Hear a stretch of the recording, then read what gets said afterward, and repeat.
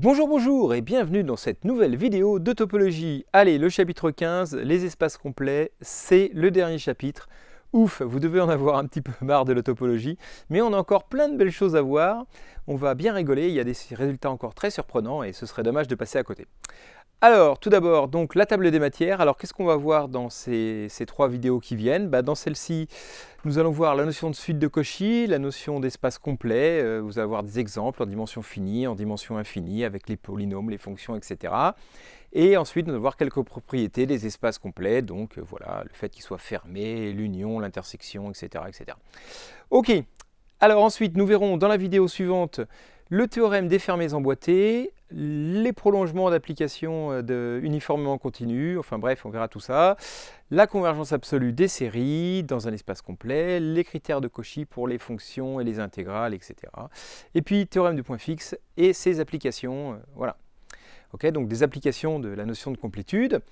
Ensuite, la troisième, c'est une petite vidéo de complément. En vrai, je ne le fais pas en L3, hein, mais bon, c'est super joli. Théorème de Baire et ses applications et le compléter dans l'espace métrique. Voilà, c'est un petit peu des trucs un petit peu hors sujet, un petit peu hors programme, mais hyper intéressant. Et puis la dernière, le bonus, correction des exercices que je vais vous donner dans les vidéos précédentes. Voilà, voilà. Allez, accrochez vos ceintures, on est parti. Donc, tout d'abord, rappelons ce que c'est qu'une limite de suite. Donc si je prends un espace topologique quelconque et une suite à éléments dans cet espace topologique, je prends quand même un espace topologique séparé hein, pour que les suites admettent une limite unique. Vous savez, hein, il y a des problèmes très bizarres sinon. Donc voilà. Imaginez un espace métrique, c'est aussi bien, mais bon, il n'y a pas besoin pour le moment. Alors, qu'est-ce que ça veut dire qu'une suite converge vers une limite L? Ça veut dire justement qu'il existe un élément L tel que pour tout voisinage de cette limite L. Donc voilà, quelque part il y a un L, et pour tout voisinage de lui, quel que soit l'ouvert qui contient L, au bout d'un moment, tous les termes de la suite sont dans ce voisinage. Ok? Et ça doit marcher pour tous les voisinages. Donc même si je prends un voisinage plus petit de L, il faut qu'au bout d'un certain rang, tous les termes de la suite soient dans celui-là. Et puis une boule encore plus petite ou un voisinage encore plus petit, il faut que tous les termes de la suite soient dedans. Ok? Et donc quand c'est comme ça, on dit que ça tend vers L. Jusque-là, tout va bien. Mais le problème qu'on se pose, c'est est-ce qu'on ne pourrait pas définir qu'une suite converge vers quelque chose, même si on n'a aucune idée de ce que c'est que ce quelque chose? Comment on pourrait donner une définition, voilà, une suite convergente, sans avoir la limite? Parce que des fois, on ne la sait pas. Ok, on a du mal à la trouver. Du coup, voilà le problème qu'on se pose en fait. Hein. Alors, dans le cas métrique, qu'est-ce qui se passe? C'est presque pareil, sauf qu'on peut remplacer les ouverts, les voisinages de L, par des boules de rayons quelconques. D'accord? Donc une suite converge vers L s'il existe, donc si pour tout epsilon, au bout d'un moment, la suite UN est dans la boule de centre L et de rayon epsilon. Ok? Dire, alors ça change quoi? Fondamentalement pas grand-chose, mais là je peux faire des petits calculs quand je suis dans des boules. Parce que si, à partir d'un certain rang, tous les termes de la suite sont dans la boule de centre L et rayon epsilon, du coup si je prends deux rangs P et Q qui sont tous les deux plus grands que ce cran-là, la distance de UP à UQ, du coup elle est plus petite que la distance de UP à L plus la distance de L à UQ, et donc elle est plus petite que 2 epsilon. Et donc je me rends compte que la distance entre deux termes de la suite, si tous les deux dépassent n, est toute petite. Donc quelque part, une suite converge, je me rends compte que les termes assez grands se ratatinent les uns sur les autres. Hein, à partir d'un cran, tous les termes sont proches les uns des autres. Et puis si je prends un cran plus grand, ils seront encore tous plus proches les uns des autres. Vous voyez cette notion un peu, oui, si une suite converge, tous les termes, ils se ratatinent, et du coup, on pourrait peut-être essayer de donner cette définition-là pour une suite convergente. Et donc c'est voilà, notre ami Augustin Louis Cauchy qui a formalisé ça pour la première fois. Il dit voilà, si on prend une suite, un espace métrique, donc un élément dans cette suite, on dit que la suite UN elle est de Cauchy, si pour tout epsilon positif, il existe un cran, grand N, tel que quel que soit P et Q qui dépasse ce cran, si les deux sont plus grands que ce cran, alors la distance de UP à UQ est plus petite qu'epsilon. Vous voyez, tous les termes de la suite sont dans une boule là, de rayon epsilon, voilà, mais je ne connais pas le centre, je ne connais pas L. D'accord? Mais ils sont tous proches les uns des autres. Donc voilà, ça permet d'avoir une idée, et on espère que ça voudrait dire que cette suite converge. Hein. C'est ça l'idée de base, quoi. Ok? Et donc une suite comme ça, dont les termes se ratatinent les uns sur les autres, on appelle ça une suite de Cauchy. Ok? Et donc d'après ce qu'on vient de voir, si vous avez bien suivi, si une suite converge, elle est de Cauchy. Hein, si tous les termes de la suite sont proches de L, tous les termes sont proches les uns des autres. Jusque-là, ça va. Ok. Donc jusque-là, tout va bien. Et la première remarque que je voulais vous faire, c'est que on a utilisé la distance pour définir le fait que les termes étaient proches les uns des autres. Et que si on veut essayer avec des voisinages, on ne voit pas bien. Parce que dire que UP et UQ sont proches pour tous les P et Q assez grands, bah ouais, mais du coup on prend des voisinages de quoi? Vous voyez, si je prends un UP fixé, le voisinage de UP, UQ est prêt, mais peut-être c'est pas le même. Enfin, vous voyez, il y a pas de, c'est embêtant, on voit pas bien comment faire. Et là, je vais commencer à vous expliquer que c'est vraiment une notion métrique, c'est-à-dire que c'est pas une notion topologique, c'est vraiment, ça dépend de la distance qu'on choisit. Parce que ça fait partie des choses que j'ai découvert en préparant cette vidéo. Depuis tout petit, j'étais persuadé, bah oui, il faut une distance pour définir les suites de Cauchy. Je ne savais pas trop pourquoi, mais je savais qu'il fallait un espace métrique, que l'espace topologique, ça ne marchait pas. Et puis voilà, juste, il faut une distance pour définir. Mais je n'ai pas compris à quel point ça dépendait de la distance. Donc je vais vous expliquer ça tout de suite. Donc si je prends une autre distance sur R, qui est pour xy, j'associe valeur absolue de arc tangent x moins arc tangent y.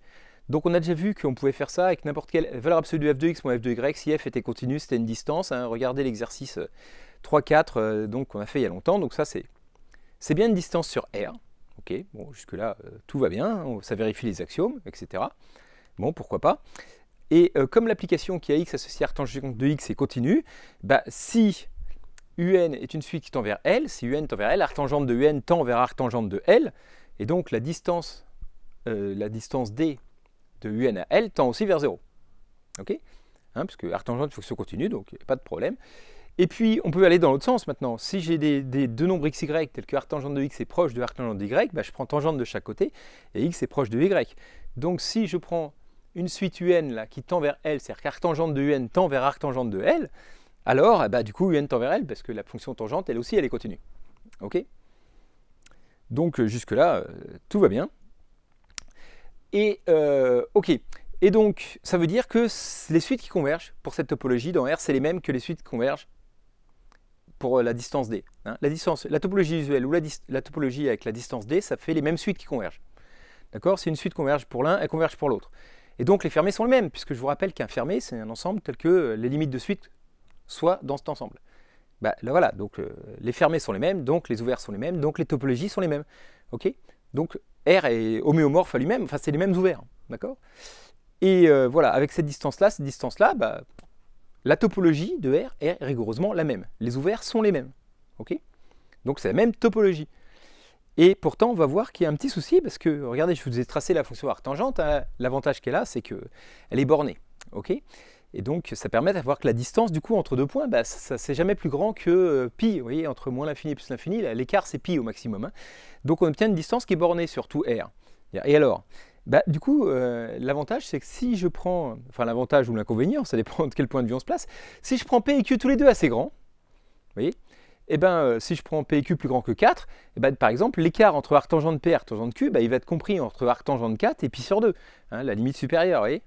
Et ben, du coup, si je prends P et Q tous les deux plus grands que N, et ben, du coup, la distance entre P et Q, elle est comprise entre pi sur 2 et enfin, elle est plus petite que pi sur 2 moins arc tangent de N, vous voyez, parce que l'écart entre les deux est compris entre ces deux valeurs-là, donc la distance est plus petite que l'écart qu'il y a entre pi sur 2 et arc tangente de n.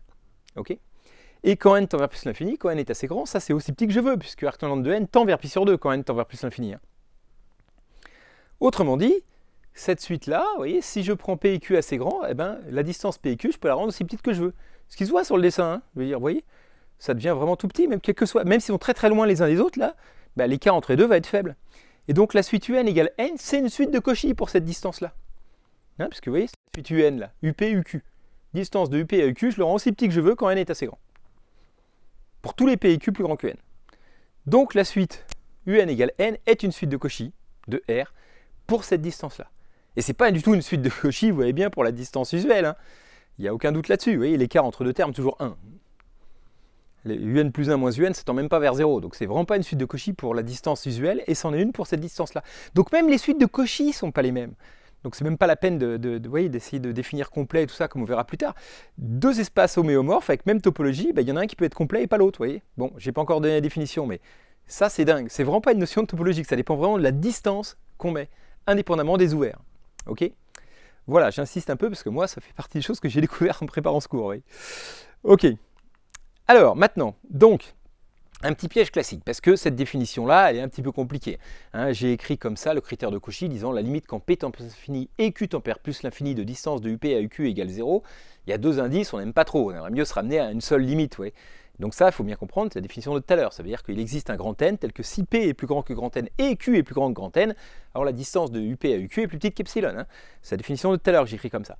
Mais ce n'est pas très pratique. Donc des fois, on aimerait bien avoir des critères un peu plus simples pour voir si une suite est de Cauchy ou pas. Par exemple, une idée classique, c'est de dire, bah tiens, si je sais que la limite de la distance entre UN plus 1 et UN, c'est 0. Donc UN plus 1 et UN, ils se rapprochent indéfiniment. Est-ce que la suite UN est de Cauchy? Oui, c'est juste, ce serait plus simple à vérifier, vous voyez, parce que du coup, je fais UN plus 1 moins UN, ou distance de UN plus 1 à UN. Je regarde, est-ce que c'est, si ça tend vers 0, est-ce que c'est de Cauchy? Bon, normalement, vous ne faites pas avoir, vous devez savoir que non. Hein, si jamais c'était vrai, ça voudrait dire que dès que j'ai une suite dont la limite, une série dont le terme générique tend vers 0, alors la série est de Cauchy. Donc potentiellement converge si on est dans R, on verra plus tard. Mais ça se saurait, vous voyez. C'est pas vrai, hein, d'accord? On peut avoir que UN plus 1 tend vers 0 et que la suite ne soit pas de Cauchy, quoi. Ok? Donc, prenez, je ne sais pas moi, 1 sur n, par exemple. Voilà. Alors non, la somme des 1 sur n. la série harmonique. Hein. Okay, la série harmonique, elle tend vers plus l'infini, vous allez savoir, et pourtant UN plus 1 moins UN, c'est 1 sur n plus 1, ça tend vers 0. Ok? Très bien. Donc, ensuite, plus fort. Je dis, bon, alors, ok, UN plus 1 moins UN tend vers 0, d'accord. Mais si UN plus 1 moins UN tend vers 0, UN plus 2 moins UN tend vers 0, UN plus 3 moins UN tend vers 0, et ensuite, pour toutes les valeurs de K, si je prends un écart entre UN et UN plus K, l'écart entre ces deux-là tend vers 0, quand n tend vers plus l'infini, pour toutes les valeurs de K. Là, on a l'impression que c'est à peu près pareil que la définition du critère de Cauchy. Hein. Quel que soit l'écart, au bout d'un moment, ça tend vers 0. Oui, bah, sauf que c'est un écart fixe. Ça ne dit rien, par exemple, sur l'écart entre UN et UN au carré. Et donc, ce n'est pas la même définition. Et d'ailleurs, on a un contre-exemple, donc on va trouver une suite, hein, vous voyez, qui, si on prend UN égale log de n plus 1, donc qui tend vers plus l'infini, donc qui n'est pas une suite de Cauchy, hein, ben, UN plus K moins UN, c'est log de n plus K moins 1, n plus K plus 1, moins log de n plus 1, ça fait log de ça, ça tend vers 1 quand n tend vers plus l'infini, donc log étant continu, ça tend vers 0 quand n tend vers plus l'infini. Quel que soit K fixé, UN plus K moins UN tend vers 0, même c'est UN plus 1000 moins UN tend vers 0, vous voyez, même pour des énormes valeurs de K, l'écart si l'écart est constant, la différence des deux tend vers 0. Et pourtant, voilà, si je fais UN au carré, log de n plus 1 au carré moins log de n, ça va tendre vers 2, ça ne va pas tendre vers 0, vous voyez. Donc voilà, ce n'est pas une suite de Cauchy. Okay, le critère là, il est fort quand même. Hein. Et tous les termes, même, voilà, bref. Donc voilà, petit piège, il ne faut pas tomber dedans. Okay, cette définition-là, il n'y a pas trop moyen de la simplifier, quoi. Hein. Ok. Alors maintenant, première propriété d'une suite de Cauchy, parce que notre idée, c'est de voir est-ce qu'une suite de Cauchy, ça converge tout le temps. Hein, on est bien d'accord, c'est ça. Est-ce que c'est vraiment la même chose ou pas? Hein.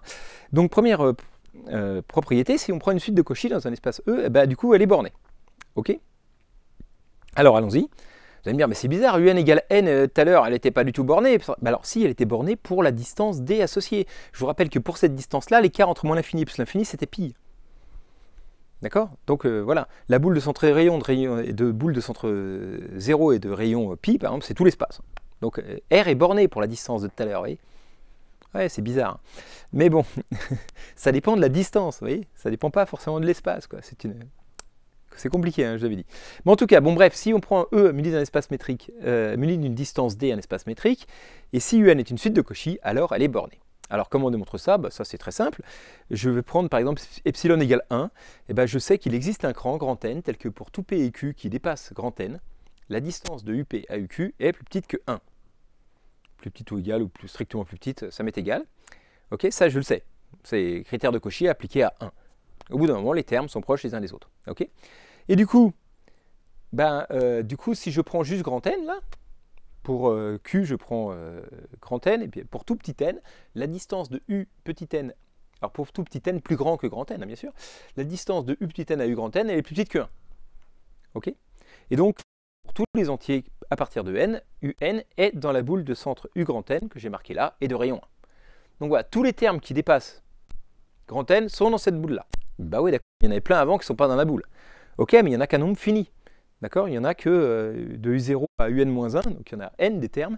Et si j'appelle R la plus grande distance entre un U0, U2 jusqu'à UN avec UN, j'appelle R la plus grande distance entre lui et tous les nombres finis de ceux qu'il y a là. Ok. D'ailleurs, hein, mais le maximum des distances de ça ok. J'ajoute 1 pour être sûr que si jamais ils étaient tous à l'intérieur, là, hein, pour être sûr que ça dépasse bien 1, et ben, j'obtiens que la distance entre tous les termes de la suite et UN est plus petite que R. Ouais. J'obtiens une boule de rayon R qui contient tous les termes de la suite en ce UN là.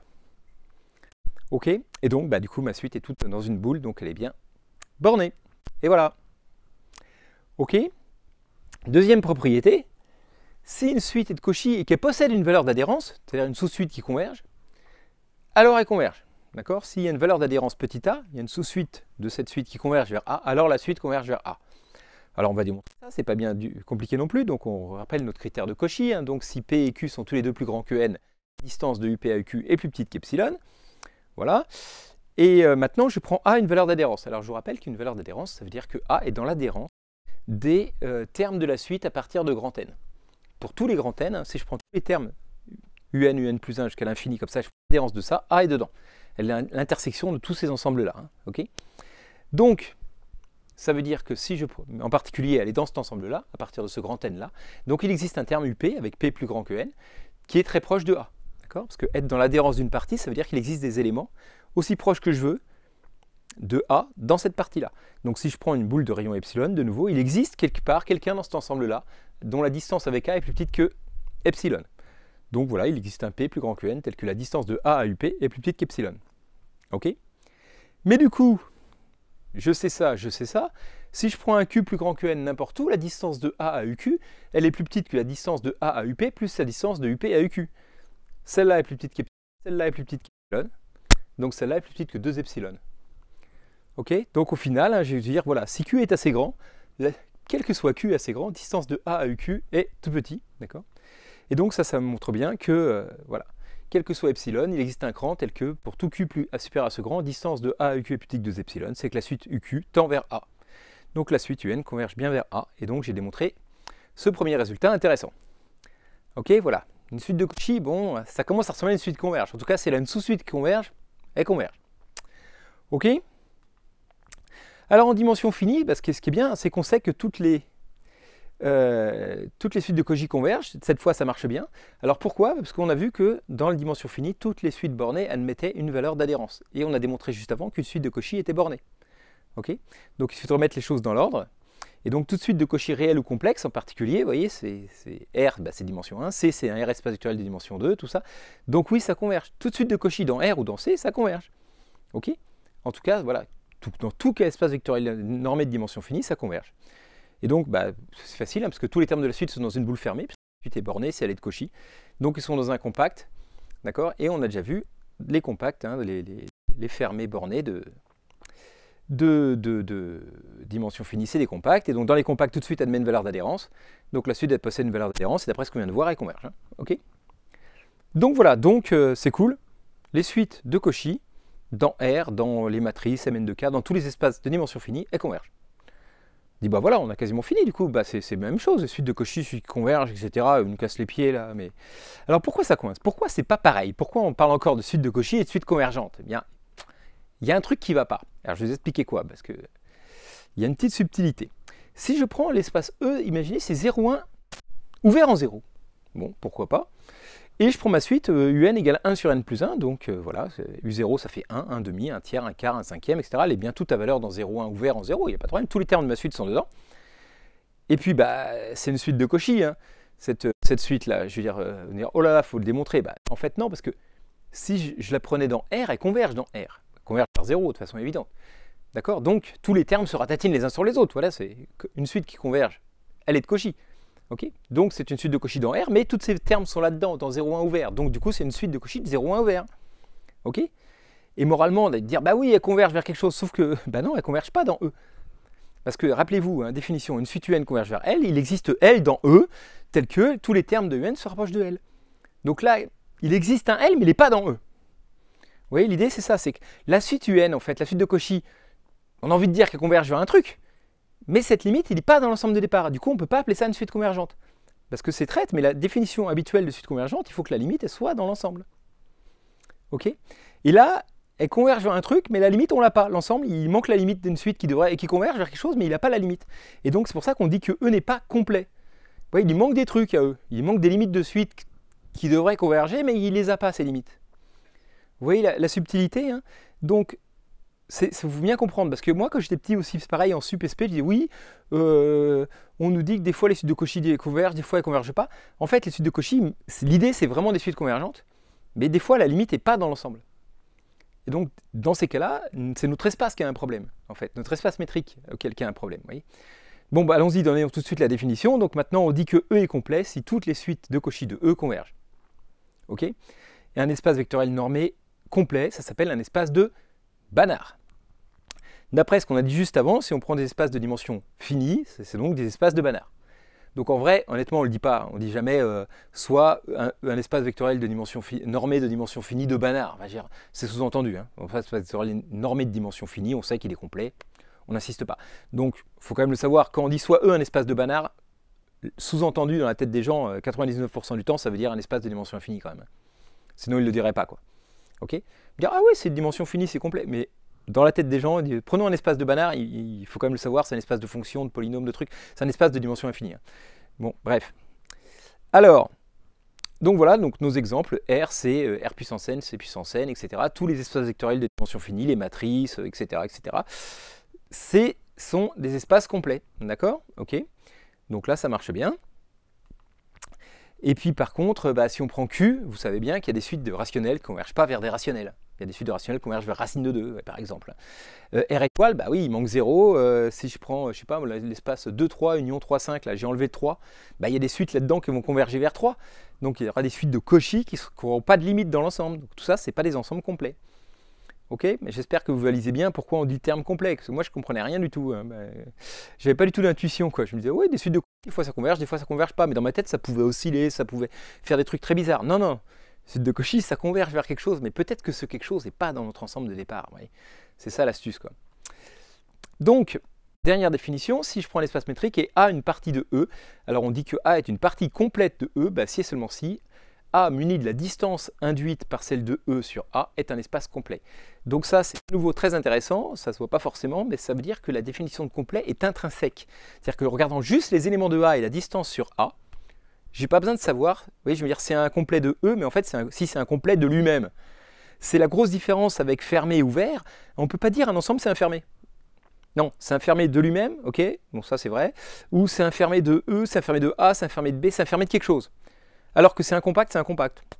Voilà, pas besoin de dire c'est un compact de lui, mais pas forcément d'un autre. Vous voyez, comme connexe, compact, complet, tout ça c'est intrinsèque. On regarde l'espace, on regarde juste avec lui, on sait s'il est complet ou pas. Ok. Donc ça c'est pas mal, hein. Ça veut dire c'est pas un, voilà. On dit c'est une partie complète de E. Si en tant que tel, si j'oublie tout le reste, c'est un espace complet. Ok. Donc c'est pareil que pour compact et connexe, c'est une définition intrinsèque, donc ça c'est quand même cool, quoi. Voilà, voilà. Ok, voilà pour notre définition. Alors on y va. Des exemples et des petites propriétés de ces espaces complets. Alors, premier exemple, si je prends l'espace compact, alors il est complet. Ok, bah oui, c'est un peu ce qu'on a dit tout à l'heure, hein, puisqu'on sait que si on prend une suite de Cauchy qui est dans un compact, vu qu'elle possède une valeur d'adhérence, elle converge. Donc voilà, donc tout compact est complet. Ok, donc jusque-là, tout va bien. Donc des exemples, du coup les parties fermées, bornées des espaces vectoriels de dimension finie sont complets. Donc voilà, l'espace, l'ensemble, l'intervalle 2, 3 fermé est complet. Une boule fermée dans un espace de dimension finie est complète, etc., etc. Donc, ok. Et puis, alors, tiens, prenons un exemple un peu plus compliqué, notre droite réelle achevée, la R bar, moins l'infini plus l'infini fermé. On l'a déjà utilisé hein, pour définir les limites en plus l'infini et moins l'infini, pour donner un sens à ces choses-là. Et donc, on a vu que la topologie là-dessus, les ouverts sur cet espace-là, c'était les intervalles ouverts AB, ou les intervalles ouverts moins l'infini A, ou les ouverts B plus l'infini. D'ailleurs, ils sont fermés là, oui, mais en fait...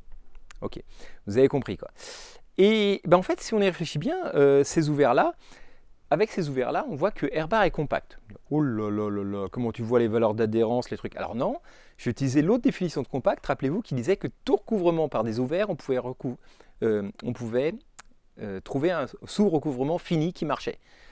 Là, c'est le cas parce qu'en fait, si je prends donc un recouvrement de R bar par des ouverts, je vais avoir un ouvert comme ça, qui contient plus l'infini, un ouvert comme ça qui contient moins l'infini, et ce qui reste là, AB fermé, c'est un compact. Donc je vais avoir deux ouverts et un compact. Le compact, là, je le recouvre par ce que je veux l'ouvert, je vais pouvoir en déduire un recouvrement fini de ce compact-là. Je rajoute les deux ouverts qui sont sur les bords, j'obtiens un recouvrement fini de R bar en entier. d'accord, de tout recouvrement fini de R bar, tout recouvrement par ouvert de R bar pas forcément fini, je vais en extraire un sous-recouvrement fini, puisque voilà, ce qui va rester avec, quand je vais enlever mes deux ouverts qui contiennent l'infini, moins l'infini plus l'infini, ce sera un compact. Donc R bar est compact, ok, avec ce qu'on a vu avant, c'est facile. Et du coup, bon, d'accord, donc du coup c'est infermé, enfin c'est complet du coup, hein. C'est pour ça que j'explique ça. Hein. Et dire d'accord, mais c'est quoi la distance? Parce que là c'est pas un espace métrique cette affaire-là, on a des ouverts, mais c'est quoi la distance? Bah, la distance, ça tombe bien, c'est celle qu'on a vue tout à l'heure, là, vous savez, celle qui était définie sur R, mais en fait on peut la définir sur R bar, simplement en posant arctangente de plus l'infini c'est pi sur 2, et arctangente de moins l'infini c'est moins pi sur 2. Donc l'écart entre les deux c'est pi, un peu comme je vous le disais tout à l'heure, en prenant de l'avance dans ma tête. Là. Donc on a bien une application de R bar dans R bar qui est une distance, où je vous laisse vérifier facilement les hypothèses, c'est pas dur. Hein. Et puis c'est du coup les ouverts, hein, une boule autour de l'infini de rayon petit x, bah, du coup ça va être un intervalle comme ça. Hein. Okay, et puis une boule autour de moins l'infini, ça va être un intervalle comme ça. Donc on obtient bien exactement les ouverts de cette topologie. Okay. Donc voilà la métrique qui permet de donner une topologie sur R bar. Et du coup, comme c'est compact, bah, R bar muni de cette distance est complet. D'accord. Et effectivement, notre suite de Cauchy qui est égale à n, là, bah, elle tend vers plus l'infini, là. Elle a bien une limite. Vous voyez, si je rajoute plus l'infini, celle-là, ça fonctionne. Ok. Et puis en fait, donc dans R bar, mais cette distance, les suites convergent, bah, soit elles tendent vers plus l'infini, soit elles tendent vers moins l'infini, soit elles tendent vers un réel. Et donc voilà, c'est rigolo. Ok, très bien. Donc voilà, c'était juste pour vous dire qu'on peut compléter, vous voyez, notre R, enfin, muni de la distance d, il n'était pas complet, mais en rajoutant plus l'infini moins l'infini, on a réussi à le rendre complet. On a complété. On verra ça dans très longtemps, à la fin de la troisième vidéo. Ok, très bien. Allez, prenons des polynômes par exemple. Tiens, l'ensemble des fonctions polynomiales de 0 à 1 dans R. Donc ce n'est pas les polynômes, c'est les fonctions polynomiales, d'accord? Les fonctions hein, de la forme ax³ plus bx2 plus cx, enfin, bref. Ok. Bon, bah alors, toutes les petites applications de E sont bornées, d'accord? Parce qu'elles sont continues sur un compact.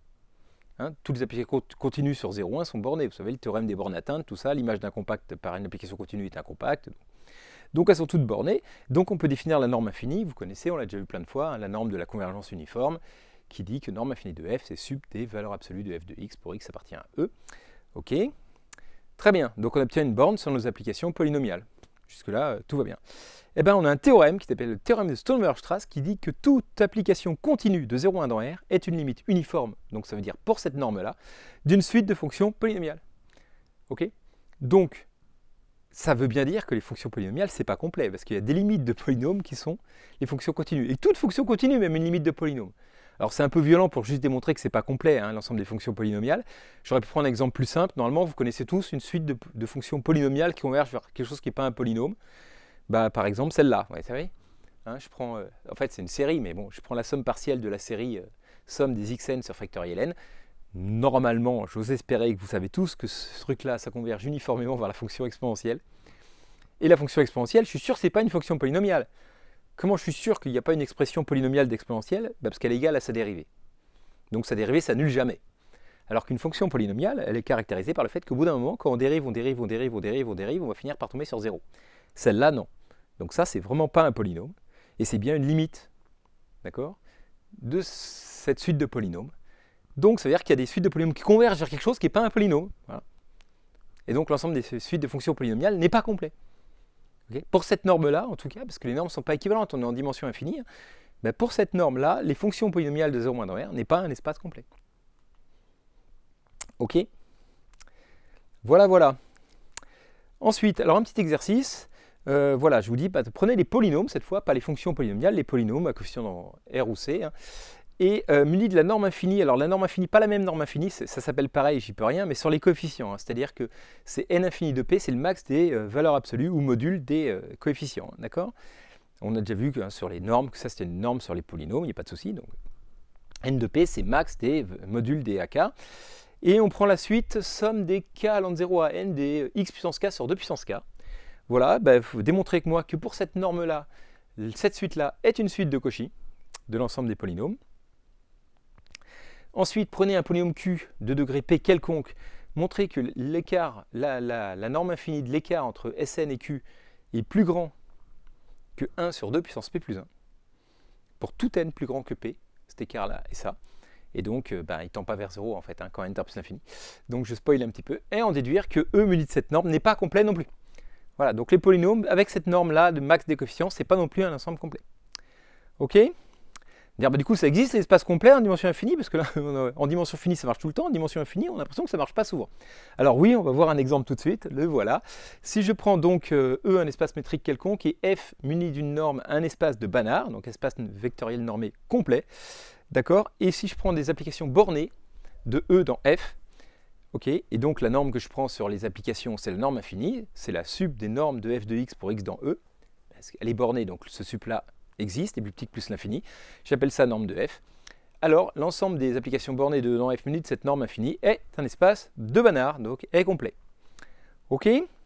Très bien, donc exemple hyper classique, il faut absolument le connaître. Donc, voilà. Donc, faut le démontrer.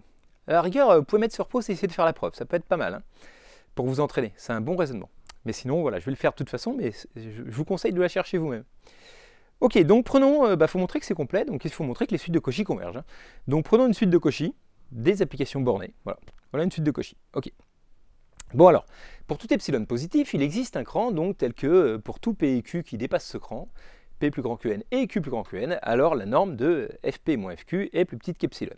Norme infinie, c'est ma norme sur mes applications. Voilà, donc ça je sais ça. Alors ça, je vous rappelle, c'est sub des modules des f de x, des f de p moins f de q. Donc ça veut dire que pour toute valeur de x, d'accord, pour tout x, norme de fp de x moins fq de x, cette fois la norme c'est la norme dans f, vu que c'est le sup est plus petit que epsilon, vu que ça, pour tout x, c'est plus petit que ça, du coup, ça c'est plus petit qu'epsilon. Ok, donc si je prends un x fixé, la suite fn de x, toutes les suites fn de x pour toutes les valeurs de x fixées sont des suites de Cauchy, de grand f.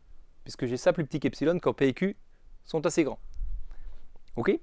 Donc je prends un x fixé, ce truc-là est une suite de Cauchy. Or, f, il est complet, c'est un espace de Banach, c'était dans l'hypothèse. Ok? Donc, elle converge vers quelque chose. Pour chaque x fixé, il existe un f de x tel que f de x est la limite des fn de x soit n terme plus infini, puisque les suites de Cauchy dans f convergent. Donc ça me donne déjà la convergence simple, d'accord, de ma suite de fonctions fn. Si elle est de Cauchy, elle converge simplement vers une fonction, ok, bon, à valeur dans f. Ok, bon, c'est pas fini, mais c'est déjà ça. Ok, maintenant il faut montrer que déjà, cette limite simple, là, elle est bornée, donc elle est bien dans l'espace d'arrivée, parce que sinon, vous voyez, faut rappelez-vous, il ne faut pas montrer que les suites de Cauchy convergent, il faut montrer que la suite de Cauchy converge vers quelque chose qui est dans l'ensemble, bon, pas qu'il est complet. Donc il faut montrer que cette limite-là, elle est bien dans l'ensemble des fonctions bornées, et puis qu'elle converge sur cette norme, d'accord, qui est la convergence uniforme. Pas seulement convergence simple, mais convergence pour la norme de mes fonctions. Ok? Voilà, voilà. Alors allons-y. Donc première étape, c'est de montrer que cette limite, là, ce f de x, il est borné. Alors comme on sait que notre suite fn est une suite de Cauchy, on sait déjà que voilà, il existe, si je prends, comme tout à l'heure, comme pour la suite, là, je prends epsilon égale 1, je sais qu'au bout d'un moment, la norme infinie des fn moins fr est plus petit que 1. D'accord? Donc je peux choisir un r là, à partir du moment où ça commence. Et pour ce r fixé, pour tous les n après r, norme de fn moins fr infini va être plus petit que 1. Okay, donc je sais que tous les termes seront atteignés, j'en prends un, je le fixe, je dis que pour tous les termes après, l'écart entre les deux est plus petit que 1. Bon, me dire ok, mais du coup, la norme infinie de fn, comme c'est une norme, c'est plus petit que la norme infinie de fn moins fr plus la norme infinie de fr. Inégalité triangulaire, te fait, j'enlève fr, je le rajoute, ok, tout va bien. Ok, alors ça, par définition, c'est plus petit que 1, parce que c'est fait pour. J'ai pris justement r assez grand pour que ce soit plus petit que 1. Et du coup, c'est plus petit que 1 plus norme infinie de fr. Mais ça, c'est une constante. Ok. Donc j'en déduis que, vous voyez, pour tout n assez grand, la norme infinie de fn est plus petite que cette constante là qui ne dépend pas de n. Ok. Et donc, pour tout x, norme de fn de x, qui est plus petit que norme infinie de fn, est plus petit que cette constante. Pour tous les x dans E, ça c'est ça. Ok. Et maintenant, je fais tendre n vers plus l'infini. Si je sais que tous les termes là sont dans la boule, on va me dire ouverte A de rayon ça, mais du coup ils sont dans la boule fermée de rayon ça aussi. Du coup, la limite est aussi dans la boule fermée de rayon ça. Vous voyez, donc je ne peux pas dire strictement, mais je sais que la limite de fn de x, donc f de x, est plus petite ou égale que 1 plus ça. Ok? Donc voilà. Et donc, du coup, f est borné, puisque pour toutes les valeurs de x, norme de f de x est plus petit qu'une borne qui est fixe. Donc j'ai bien démontré que mon application limite f, elle est bornée. Ok. Donc voilà. Donc maintenant, qu'est-ce qui reste à montrer? Que ça converge pour la norme infinie. D'accord? Parce que pour le moment, c'est une convergence simple. Alors, reprenons notre petite définition, donc ça fait 3 fois toujours la même, donc on sait le critère de Cauchy, quand P et Q sont tous les deux plus grands que N, norme de Fp moins Fq infini est plus petit que epsilon. Et donc ça veut dire que bah, du coup, quel que soit x dans E, norme de fp de x moins fq de x est plus petit qu'epsilon. D'accord? Puisque ça, c'est justement le sup de tous ces trucs-là. Donc si ça marche pour le sup, bah, tous les termes, c'est plus petit qu'epsilon. Ok? Bon, jusque-là, tout va bien. Mais donc on fixe un p, boum, bouge plus petit que n. Voilà. Et donc, j'obtiens que quand q tend à plus l'infini, on obtient norme de fp de x moins f de x est plus petit qu'epsilon. D'accord? Je fixe un p, je fixe un x, j'obtiens que norme de fp de x moins norme de f de x est plus petit qu'epsilon. Ok? Quand q tend vers plus l'infini. Ok? Voilà. Jusque-là. Mais ça, c'est vrai pour quel que soit x, en fait. Donc, pour tous les x, c'est vrai, ça. D'accord? Et donc, quand q tend vers plus l'infini, c'est vrai pour tous les x. Et donc, en fait, on fixe un p, mais pour tous les x, on a cette relation-là. Et donc, ça donne bien, comme c'est vrai pour tous les x, hein, que norme de fp moins f est plus petit ou égal à epsilon. Okay? Si c'est la norme de ça, bah, du coup, le sup est plus petit aussi. Hein, parce que pour tous les x, ça, c'est vrai. Donc, ça, c'est vrai. Et donc, c'est bien ce que je voulais, c'est que la distance pour la norme infinie entre fp et f tend vers 0. Et donc, la suite fp converge bien vers f pour l'arme de débarre. Et donc, ça montre bien que mon ensemble des fonctions bornées est complet, puisque j'obtiens voilà, que pour tout epsilon, au bout d'un certain cran, norme de fp moins f est plus petit que epsilon. Ouf! Voilà, donc c'est pas évident. Je ne sais pas si vous avez cherché avant, mais c'est bien de l'avoir cherché avant si vous l'avez fait. Hein. Je vous félicite. Hein. Ok, donc voilà un premier exemple, les fonctions bornées d'un espace métrique dans un espace complet. Okay. Donc par exemple dans R, parce qu'on a déjà vu que R était complet. Hein. Donc les fonctions bornées d'un intervalle dans R, ah ça c'est complet. Okay. Ça fait des exemples sympas quand même. Alors, deuxième remarque importante, si on est complet, on est fermé. Okay. Ben, ça se voit quand même intuitivement, parce que si on a une suite qui converge, qui n'est pas dans l'ensemble, c'est qu'on n'est pas fermé. Vous voyez, donc bref, enfin bon.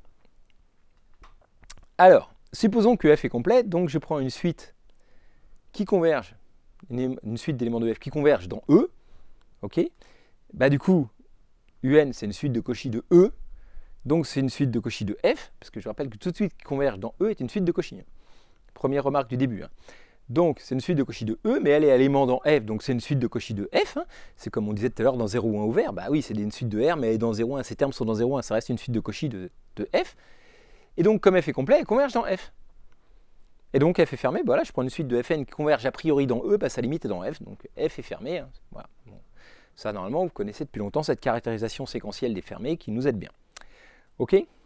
Et par contre, la réciproque est fausse, parce que voilà, c'est pas parce qu'on est fermé qu'on est complet.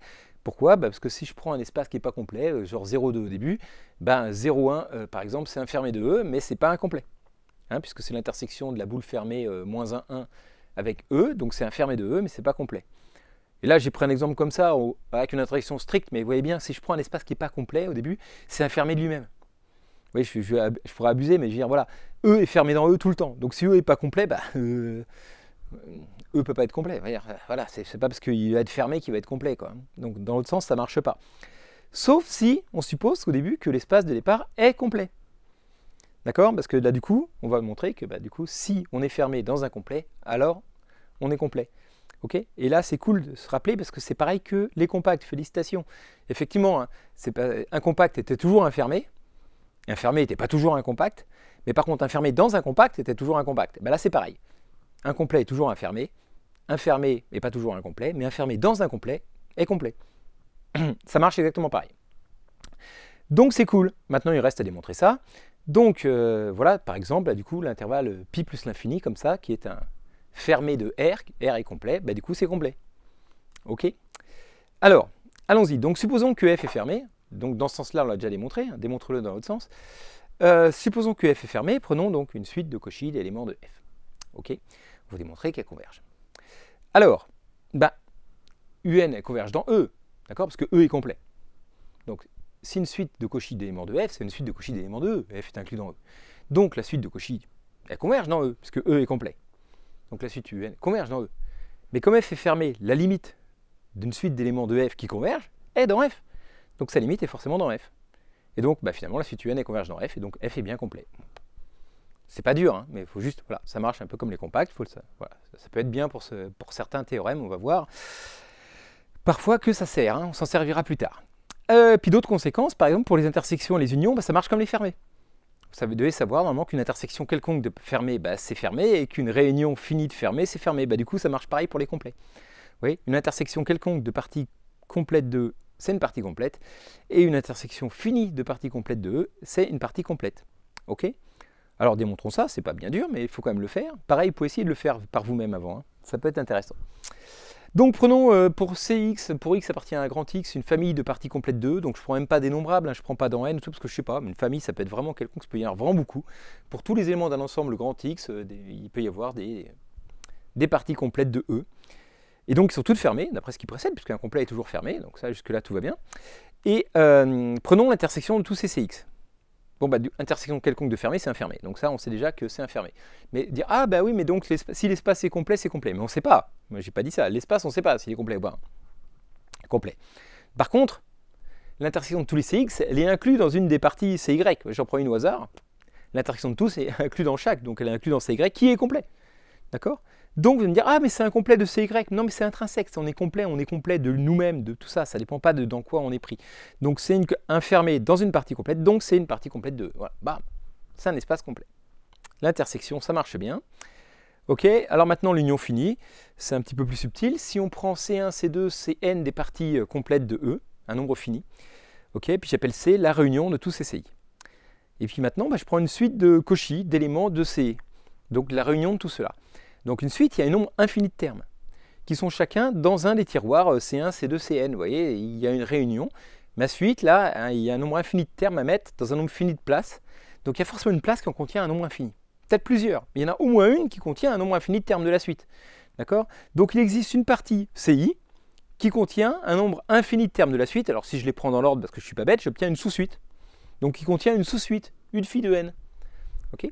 Forcément, il y a une sous-suite qui est incluse dans un SCI. Ok?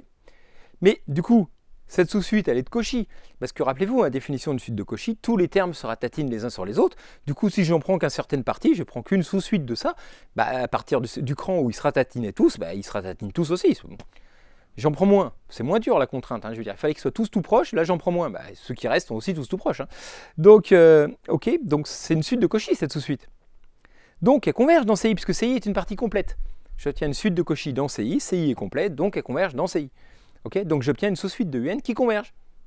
Mais du coup, elle admet une valeur d'adhérence, parce que c'est la définition. Et on a vu une suite de Cauchy qui admet une valeur d'adhérence et converge. On l'a déjà vu.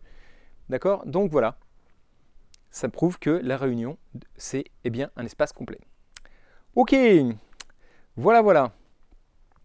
Alors, d'autres applications de tout ça. Donc si je reprends les fonctions bornées de AB dans R, rappelez-vous, munies de la norme infinie, c'est complet. On l'a vu tout à l'heure. Hein. D'accord, un espace métrique, un espace de Banach, R, alors les fonctions bornées de lui dans lui, c'est complet. Ok? Et bien, si je prends le sous-espace des applications continues de AB dans R, on a déjà vu que c'était un fermé de ça. Donc on l'a vu il y a très longtemps, c'est simplement le théorème qui dit qu'une limite uniforme de fonctions continues est continue. Ok? Quand on disait ça, c'est une autre façon de le dire. Vous voyez, si je prends pour la norme infinie une suite de fonctions fn qui convergent vers f et que tous les fn sont continus, alors f est continue, ça veut dire qu'elle a la propriété d'être dans le sous-ensemble des fonctions continues. Donc une suite qui converge dans les fonctions continues, eh ben, elle est en reste dans les fonctions continues. Et ben, ça, c'est une autre façon de dire que l'ensemble des fonctions continues de AB dans R est complet. Une façon très compliquée de le dire, mais c'est une reformulation de nos fameux théorèmes de convergence uniforme. Oui. Ok? Alors ensuite, par contre, ce qu'il faut bien faire attention, c'est que ce n'est pas l'ensemble des fonctions continues qui est complet. Quand je dis ça, c'est abusé. C'est muni de la norme infinie, de la norme de la convergence uniforme. Parce que si je munis ces fonctions continues d'une autre norme, norme 1, définie par l'intégrale de valeur absolue de f de x dx. Vous voyez, c'est bien une norme sur les fonctions continues, on l'a déjà vu, parce que si ça s'annule, c'est que la fonction est nulle partout, puisque ça c'est fonction positive, continue, tout ça, bref. Et bien ça, c'est pas complet. Le même espace, hein, c'est ça qui est traître, hein, le même espace, on ne peut pas dire que les fonctions continues c'est complet si on ne précise pas la norme, d'accord? Les normes ne sont pas toutes équivalentes, on a une dimension infinie, donc voilà, c'est ok. Et donc, comme on voit que ça, c'est pas un espace complet. Alors, c'est à vous d'écrire les détails, mais je vous donne un contre-exemple. Si je vous dis, voilà, vous prenez une suite Fn comme ça, qui vaut 1 au début, qui vaut 0 à la fin, qui change donc jusqu'à An, elle vaut 1, à partir de Bn, elle vaut 0, puis là, entre les deux, une droite là, qui relie ces deux points-là, et puis An, bah, c'est 1 demi moins 1 sur n plus 1, et Bn, c'est 1 demi plus 1 sur n plus 1. Autrement dit, je prends un écart entre un demi qui se resserre. L'écart entre deux termes de la suite, en fait, ça va être, vous voyez, la petite partie orange, là, les écarts de hauteur, entre deux fonctions, ça va être dans la petite partie orange, donc l'écart de deux normes si je prends deux qui suivent, ça va être exactement l'aire de la petite partie orange. Vous voyez. Et donc quand ça se resserre, quand je prends deux termes assez grands, vous voyez, ça va faire des tout petits triangles autour de 1,5. On voit bien que l'écart entre deux fonctions se tend vers 0 quand elles sont très proches. Bon, ça reste à écrire, mais c'est pas très dur à calculer l'aire entre FP et FQ. Hein. Quand P et Q sont assez grands, vous allez voir que ça tend vers 0, donc c'est pas un souci, c'est bien une suite de Cauchy, des fonctions continues, surtout, voilà, et la limite, elle n'est pas continue, vous voyez bien. Hein, la limite de ça, quand n tend à l'infini, au début, ça fait de 1 jusqu'à 1,5 et 0 après. Donc, c'est bien qu'il y ait une suite de Cauchy qui converge vers quelque chose qui est plus continu, qui est plus dans l'ensemble, donc l'espace n'est pas complet pour cette norme-là. Ok. Donc, ça dépend de la norme. Bon, je vous ai laissé écrire les détails parce que la vidéo est déjà assez longue, comme ça. Alors, un petit exercice. Par exemple, tiens, pour régler cette histoire d'image, parce que vous savez, l'image continue d'un compact, c'est un compact, l'image continue d'un connexe, c'est un connexe, donc l'image continue d'un complet, c'est un complet. Bah, que nenni, voilà un contre-exemple, mais à vous de le faire vous-même. Si je prends une application donc, de R dans R qui a X associe R tangente de X, et bien montrer que F est uniformément continu, alors on verra plus tard que c'est mieux que continu, parce que ça veut dire que les images des suites de Cauchy sont des suites de Cauchy. Hein. Bon, ça, je spoil un petit peu ce qu'il y a, mais montrer que ça c'est uniformément continu. Petite indication, le théorème des accroissements finis va vous aider. Et en déduire que l'image d'un espace complet par une application, donc continue, mais même mieux, même uniformément continue, n'est pas forcément complète. Ok. Bon, bah, c'est pas très dur, hein, parce que, ouais, bon, regardez l'image de ça, l'image de R qui est complet n'est pas un truc complet. Bon, bref. Ok. Donc, c'est juste, voilà, mais c'est important de savoir, hein, ça marche pas, quoi. L'image d'un complet par une application continue, c'est pas forcément complet, quoi. Voilà, contre-exemple. Hein. Ok.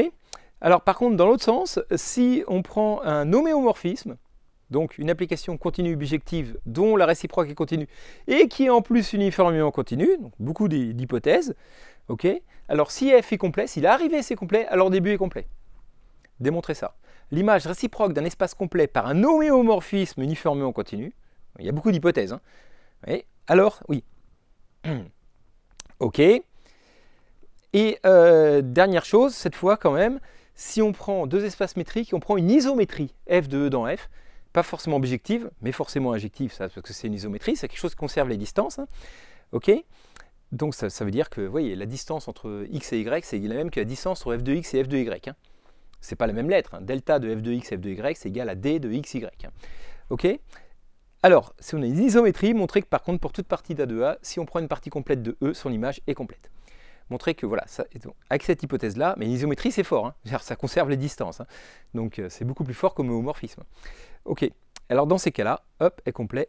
Applique f de A est complet. Très bien. Et ben voilà, c'est tout pour ce premier chapitre. J'espère que ça vous aidera à donner envie d'avoir la suite. Et je dis bon courage pour les exercices et à bientôt.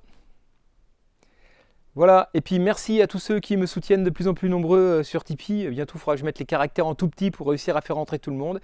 Mais ça me fait toujours autant plaisir. Donc, des bisous à tout le monde. J'espère que vous allez bien, que ça vous a plu. Et puis, à ciao, ciao.